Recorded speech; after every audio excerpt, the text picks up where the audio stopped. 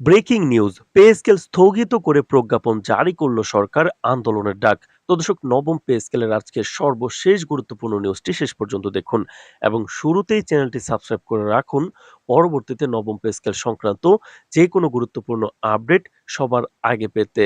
তো দর্শক, আজ দেশের সরকারি চাকরিজীবীদের জন্য এক অপ্রত্যাশিত এবং চাঞ্চল্যকর ঘোষণা এসেছে। সরকারের পক্ষ থেকে হঠাৎ করে নতুন পে স্কেল কার্যকর করা, স্থগিত করার প্রজ্ঞাপন জারি করা হয়েছে। এই সিদ্ধান্তটি জানার সঙ্গে সঙ্গে দেশজুড়ে সরকারি অফিস ও দপ্তরে চাকরিজীবীদের মধ্যে হতাশা এবং উদ্বেগের মিশ্র অনুভূতি ছড়িয়ে পড়েছে। অনেকেই বলছেন, দীর্ঘদিনের প্রতীক্ষার পর হঠাৎ এই স্থগিতাদেশ তাদের আর্থিক পরিকল্পনা ও ভবিষ্যৎকে ভঙ্গ করছে। সরকারি সূত্র থেকে জানা গেছে, অর্থনৈতিক পরিস্থিতি এবং বাজেট সীমাবদ্ধতাকে বিবেচনা করে এই স্থগিতাদেশ নেওয়া হয়েছে। তবে সরকারি কর্মচারীদের অভিমত ভিন্ন। তারা মনে করছেন, নির্বাচনের আগে এই পদক্ষেপ রাজনৈতিক প্রভাব ও প্রচেষ্টার ফলাফল হিসেবে এসেছে। দেশের বিভিন্ন সরকারি দপ্তরে সকাল থেকেই কর্মীরা হতাশা ও চাঞ্চল্যের মধ্যে অফিসে পৌঁছেছেন। কেউ কেউ আবার সরকারের ঘোষণার প্রতিক্রিয়া নিয়ে আলোচনা করছেন।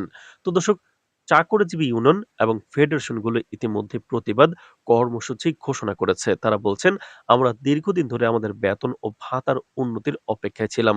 সরকারের হঠাৎ এই স্থগিতাদেশ আমাদের অধিকার হরণ করেছে। আমরা আন্দোলনে নামতে বাধ্য হব। বিভিন্ন অফিসের করিডোরে দেখা যাচ্ছে কর্মীরা একে অপরের সঙ্গে আলোচনা করছেন, পরিকল্পনা করছেন এবং সামাজিক যোগাযোগ মাধ্যমে নিজের অভিমত প্রকাশ করছেন। তো দর্শক, নবম পে স্কেল এবং মহার্ঘ ভাতার যে কোনো গুরুত্বপূর্ণ আপডেট পেতে আমাদের চ্যানেলটি সাবস্ক্রাইব করে ভিডিওটি কন্টিনিউ করুন। তো দর্শক, সালাউদ্দিন আহমেদের বক্তব্যের বিরোধিতা করেছেন সরকারি চাকরিজীবীদের অনেকে।